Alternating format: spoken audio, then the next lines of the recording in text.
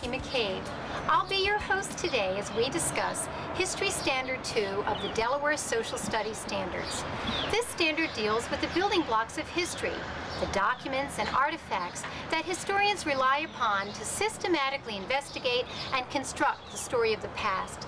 Ultimately, the historian ranks the different sources in terms of their credibility and usefulness to the specific argument he or she is making.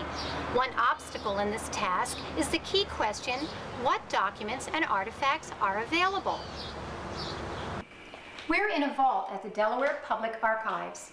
History Standard 2 states, students will gather, examine, and analyze historical data.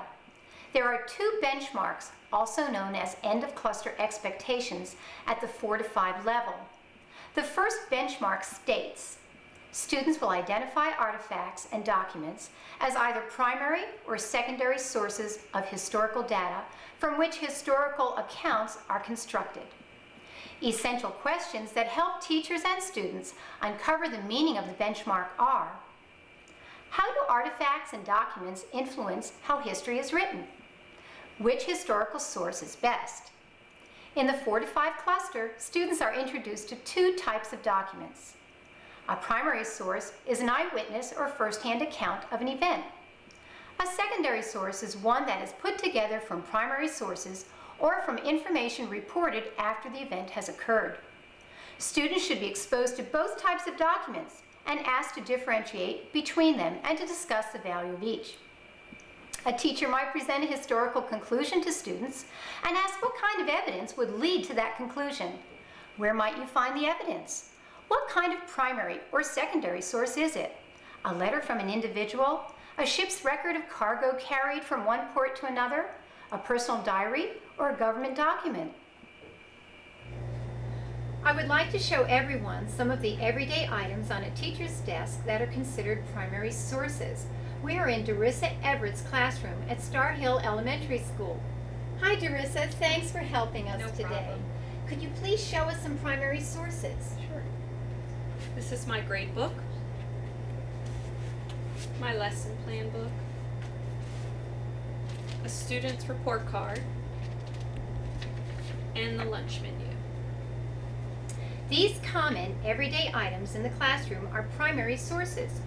What conclusion would you reach after examining a grade book or a lunch menu? Each of these documents tells us something about the current time period. These items will be what people in the future will use to learn about how we live today. Historical sources, both primary and secondary, have limitations. A primary source is any source from the time period being studied. A first-hand account such as a diary, a letter, a government report, a photograph, a birth record, a land deed, or a marriage certificate. Newspapers can also be considered a primary source. However, newspapers offer a unique challenge to teachers because there is a healthy debate concerning its status as primary or secondary source. To learn more about newspapers, please see the segment of this program entitled, What About Newspapers? Turning back to the matter at hand, a primary source is not necessarily the best or most important source available to support a description of an event. Some primary sources are more reliable and credible than others. Remember, a primary source is an eyewitness to an event or time period, something contemporary with the event, a piece of the past.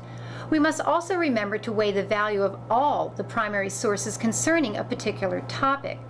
For example, two eyewitnesses may have a very different recollection of the same event. It would be unfair to totally disregard the opinion of one eyewitness while embracing the views of the other eyewitnesses. A secondary source or document is one that someone has put together from primary sources to tell a story.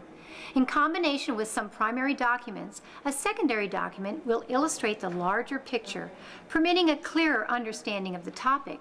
For example, after reviewing a general overall history of the Civil War, a student will have a clearer understanding of a letter written by a soldier describing his unit's experience during the Battle of Antietam. Many of you may be wondering, where does my textbook fit into the picture? Your textbook is put together after consulting both primary and secondary sources, or perhaps only secondary sources. It tends to be very general and superficial to knowledgeable historians.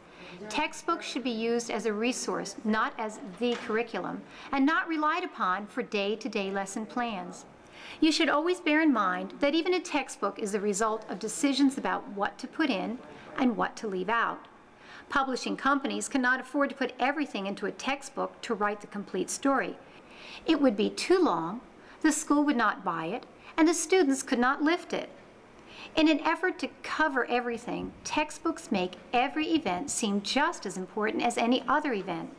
Students and teachers should be able to judge what is important for themselves.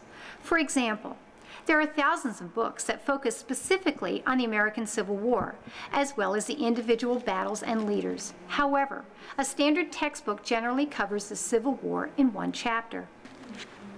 I hope this discussion has helped give you a clearer understanding of History Standard 2 and the use of primary sources. Thanks for watching and good luck in your classroom this year.